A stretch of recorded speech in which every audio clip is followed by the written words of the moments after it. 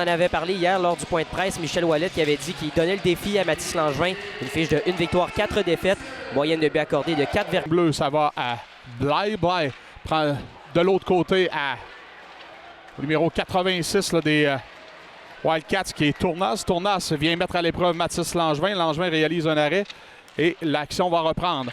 On se retrouve par un bel arrêt là, de la part de Mert. Passe le long de la bande à Lefebvre. Lefebvre à Lévesque. Lévesque à Duquette. Attaque à 2 contre 1. La Duquette prend un tir au but. Arrête Guimond et le retour. Deuxième jeu de puissance. Les Wildcats sont 0-1 jusqu'à maintenant dans le match.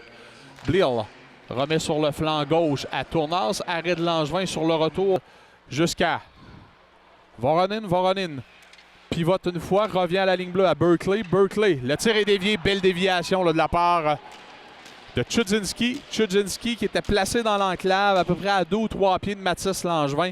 Le lancer qui s'en allait à la gauche de Langevin et la déviation est parfaitement faite. La rondelle qui va passer entre les jambières du gardien de but de l'Océanique. Et les Wildcats vont ainsi prendre en territoire des Wildcats. Lévesque. Chaya s'amène pour appuyer l'attaque et la passe a touché un patin. Despatie, bon lancer, arrêt du... Les Wildcats en échec avant vont récupérer le 10. C'est Berkeley. Berkeley passe devant qui touche un bâton. Ça va bondir jusqu'au défenseur Wallenius. La rondelle dévie et se retrouve au fond du filet. On semble pointer. Le Despatie semble dire que c'était en haut de la barre horizontale. Est-ce qu'on va aller à la reprise vidéo? La rondelle a dévié devant le filet. Là, a complètement changé de trajectoire. Pas de doute là. Le tir qui se dirigeait vers peut-être même par-dessus le filet. Et la rondelle a dévié, est tombée au sol. Et s'est retrouvé là, derrière le gardien de but Langevin. Tir qui provenait du bâton de Wallenius. Ah, on attend la confirmation. Oui, c'est ce qu'on a pointé. On sait que c'est automatique lorsque... En tout cas, 1-0, voilà. Finalement, on donne le but.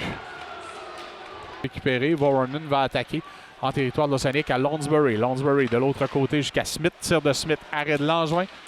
Gendron, la contre-attaque des Wildcats, c'est Mercier dans le coin. Mercier frappé par Martin, passe devant, intercepté par Yukna. Petite confusion entre deux joueurs et Tournas lance un compte. On vous fait payer la moindre erreur là aujourd'hui et sur la séquence. Petite confusion entre deux joueurs devant le filet. Ça laisse... Dubé perd la mise en jeu devant Mutrine. Belle occasion pour Berkeley. Arrêt de Langevin à marquer. Donc on doit d'abord tenir le coup. Les Wildcats ont gagné la mise en jeu. C'est Blill qui remet de l'autre côté à Tournas. Tournas se donne un angle, prend un tir, il marque. Ça n'aura pris que 9 secondes au jeu de puissance des Wildcats.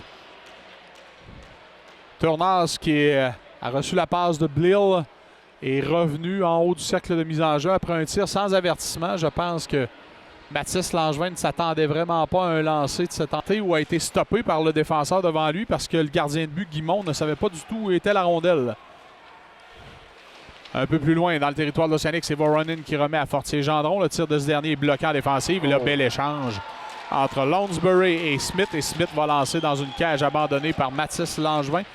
Je pense que pas mal tout le monde pensait dans le building que Lounsbury allait lancer là, du revers sur la séquence. Lui qui était bien positionné dans l'enclave avec une rondelle libre. Mais il a remis de l'autre côté dans le coin vers Mutrine. Mutrine prend le disque, passe vers Binkley. Binkley pivote, amène la rondelle derrière le filet, tente-le et il marque! Wow! Sur le Michigan!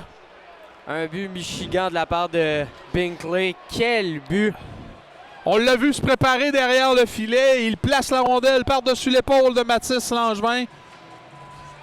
Simon Binkley qui marque et regardez la repasse. Finalement, sera intercepté par Gabe Smith et les Wildcats décampent à 2 contre 1. Le Lounsbury il passe à Smith. Il est seul. Bel arrêt de Langevin. Le bon déplacement. Là, je pense que les Wildcats vont égrener les derniers instants dans leur territoire en s'échangeant le disque. Ouais.